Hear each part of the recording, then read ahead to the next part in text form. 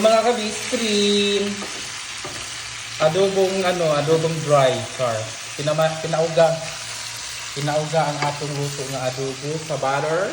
Grabe ka, butter. Diri, tawa yung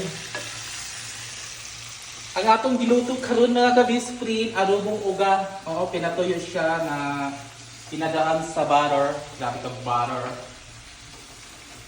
Tumawa ni siya mga ka-best friend. So, grabe manggagod ka paka ang ating adobo na pinauga.